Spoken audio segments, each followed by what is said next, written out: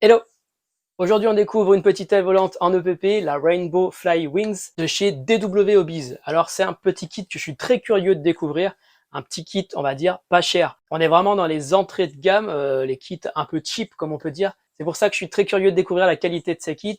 Est-ce que ça se monte facilement? Est-ce que ça vole bien? Le montage, les réglages radio, tout ça, on va voir tout ça dans cette vidéo, que ce soit pour ce kit-là ou si tu construis toi-même ton aile volante. Je pense que cette vidéo peut être très utile. Et vous pourrez retrouver ce petit kit chez Poids Plus Mercier. Merci à eux. Avant d'attaquer, abonne-toi à la chaîne. Vous êtes 80% à regarder mes vidéos régulièrement et à ne pas être abonné à la chaîne. Ça ferait plaisir que tu cliques du coup. Merci.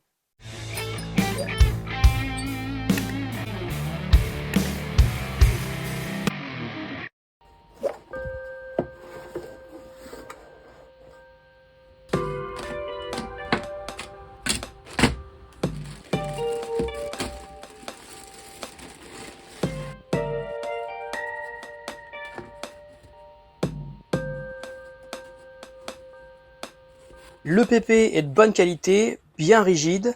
D'ailleurs, bien pensé à assouplir un peu les gouvernes. Le PP est souvent très raide et les servos 6 grammes fournis avec galèrent souvent un petit peu. Et de les faire forcer comme ça risque de les abîmer très rapidement.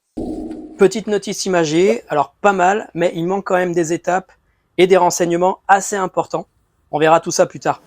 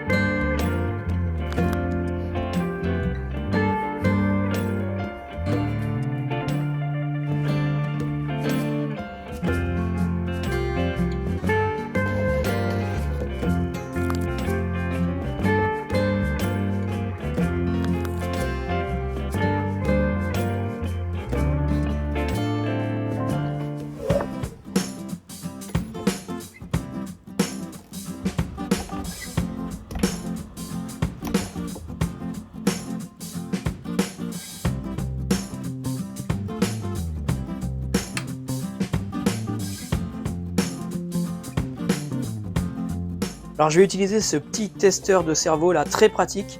Ça va me permettre de mettre mes cerveaux en position neutre.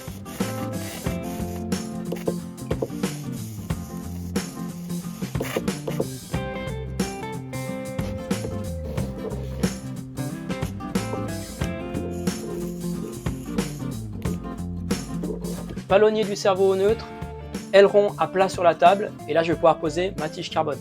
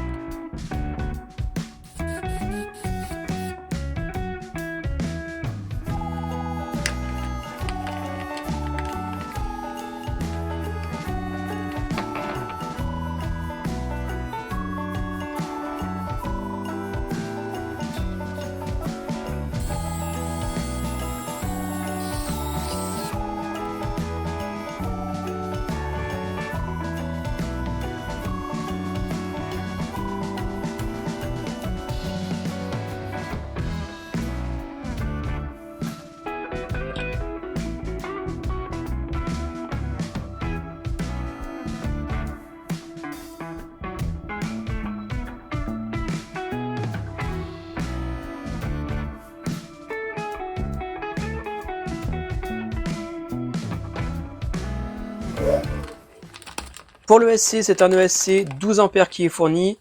Et évidemment, comme la plupart du temps, pas tout le temps, mais la plupart du temps, les fiches ne sont pas fournies avec le ESC. Donc les petites fiches bananes qui vont permettre de brancher ça plus facilement à son moteur. Après, vous pouvez très bien souder directement l'ESC sur le moteur directement. Le problème de souder directement, c'est que vous ne pourrez plus redébrancher les fils comme ça. Et si vous avez besoin de changer le sens de votre moteur, il va falloir redessouder à chaque fois, donc c'est un peu plus galère. C'est pour ça que les fiches bananes, c'est quand même vraiment très pratique. Pour relier l'ESC à la lipo, moi j'utilise des fiches XT30. Pour la fixation du bloc moteur en contreplaqué, eh bien les encoches ne sont pas prévues. Et ça, c'est vraiment dommage. S'il y avait une chose à prévoir dans ce kit, eh ben, c'est les encoches de fixation du bloc moteur, parce que ça va vraiment être la pièce maîtresse. Il va vraiment falloir le coller bien droit pour pas que ton aile parte en couille. Bon, après, très franchement, c'est pas sorcier. On s'aide d'une règle, d'un cutter, et ça va tout seul. J'ai collé ça à la cyanoacrylate.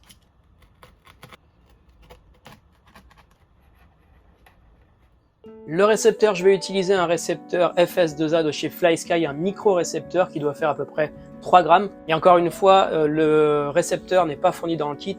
Là, c'est plutôt normal puisque votre récepteur devra être compatible avec votre radio. Pour ma part, j'utilise une radio vraiment cheap, c'est la FlySky FS i6. Alors là, encore une fois, libre à toi de mettre la qualité de radio et de récepteur que tu veux. Après, c'est sûr que si tu fais voler des avions à 1000 balles, utilise pas une FlySky. Mais si t'es comme moi, qui fait voler des merdouilles en d'éperon derrière chez toi, bon, je pense que la FlySky, vraiment, elle fera très bien le taf. Ça doit faire à peu près 3-4 ans maintenant que je l'ai acheté. Elle marche toujours aussi bien, j'ai pas eu d'emmerde avec. Radio programmable, tout va bien. Côté lipo, alors elle n'est pas fournie dans le kit, et le constructeur préconise une lipo 2S 800 mAh. Pour ma part, je vais mettre une 2S 600 mAh, ça fera très bien le taf. Après, forcément, la lipo est plus légère, donc il faudra faire gaffe au niveau du centrage. Et d'ailleurs, il y a une petite couille dans la notice au niveau du centrage. Il est donné à 110 mm à partir du bord d'attaque. Très franchement, à 110 mm, ça me paraît vraiment bizarre ce centrage-là. Il faudrait vraiment mettre une énorme lipo, une lipo 1500 mAh en 2S pour pouvoir faire un centrage correct. Après, je vous ai pas dit, mais le kit est également trouvable en version EDF avec un EDF de 30 mm. Et ils mettent dans la boîte la même notice pour les deux, que ce soit pour le moteur brushless ou pour l'EDF. Donc effectivement, un EDF 30 mm est bien plus lourd que le petit brushless. Et là, je pense que pour contrebalancer le centrage, il faudrait mettre une lipo plus lourde. En tout cas, pour le moteur brushless, 800 mAh, c'est très bien. Mais le centrage à 10 mm à partir du bord d'attaque, j'y crois pas trop. Une fois les cerveaux reliés à notre récepteur, donc un cerveau sur la voie 1 et un deuxième cerveau sur la voie 2, et notre ESC sur la voie 3. Il va falloir assigner nos cerveaux pour que nos deux cerveaux puissent jouer le rôle à la fois de la gouverne et à la fois le rôle de la profondeur. Il va donc falloir coupler nos cerveaux. Pour ça, dans la radio, on va dans le mode Eleven. Je sais pas comment on dit, franchement. Elevon. On active ce mode, on laisse les cerveaux à 100%. Normalement, tes gouvernes seront couplées. Quand tu tires sur le manche, tes gouvernes vont monter. Quand tu pousses le manche, tes gouvernes vont descendre. Quand tu vas à droite, ton aileron de droite va monter. Quand tu vas à gauche, ton aileron de gauche va monter. Si tu n'obtiens pas ça, tu vas dans le menu reverse et tu inverses le sens de tes cerveaux. Il y a forcément un moment où tu vas tomber sur la bonne combinaison. Alors je rencontre un petit problème au niveau des guignols qui sont trop souples. Voilà, ils sont vraiment trop souples, vraiment trop cheap. Je vais donc les remplacer par des guignols que j'ai imprimés en 3D, en PLA. Alors le souci vient de deux choses. Le guignol est lui trop souple et l'aile en EPP, l'aileron est vraiment trop rigide. Alors je l'assouplis encore un petit peu quand même.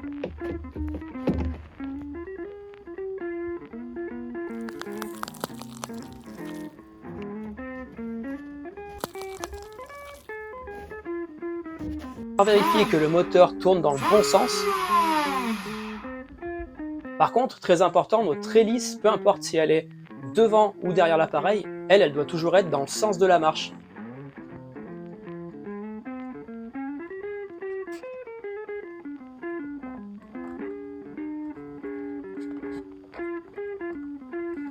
Bon, on revient un petit peu sur le centrage. Alors la notice est donnée à 110 mm à partir du bord d'attaque.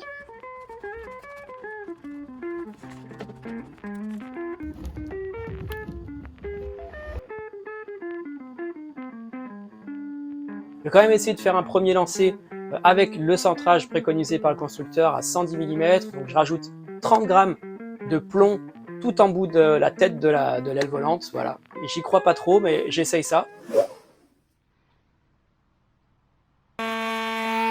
Et évidemment, j'ai beau tirer au maximum sur mes gouvernes, l'aile tombe directement par terre.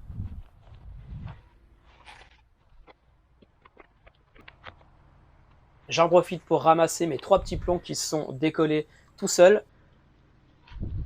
Et dans la foulée, eh bien, je fais un deuxième lancer avec ma LiPo 600 mAh, encaissé de moitié dans le contreplaqué. Et pour moi, le bon centrage, c'est ça.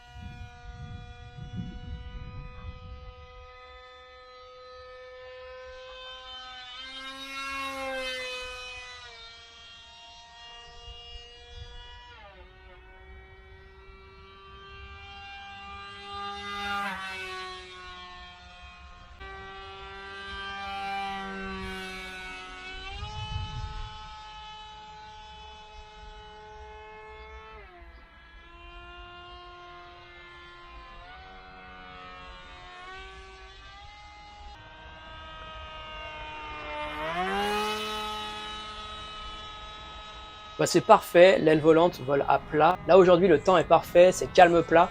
Mais après 3 minutes de vol, quelque chose se casse.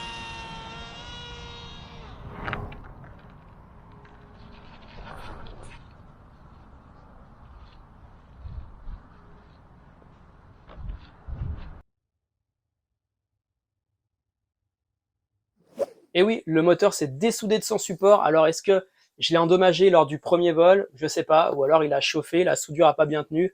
Bon, c'est quand même du moteur un peu cheap, hein. Donc ça m'étonne pas que ça casse un peu rapidement. Ce que je vais faire, je vais recoller ça à la cyanoacrylate. Donc je vais remettre une bonne dose et puis bah je vais réessayer. Alors ce jour-là, il y avait vraiment trop de vent. Je me faisais trimballer dans tous les sens. Euh, c'est pas très agréable de piloter quand il y a beaucoup de vent comme ça, vu que l'aile fait que 150 grammes. Par contre, quand il n'y a pas de vent du tout, c'est vraiment super agréable, ça vole vraiment tout seul.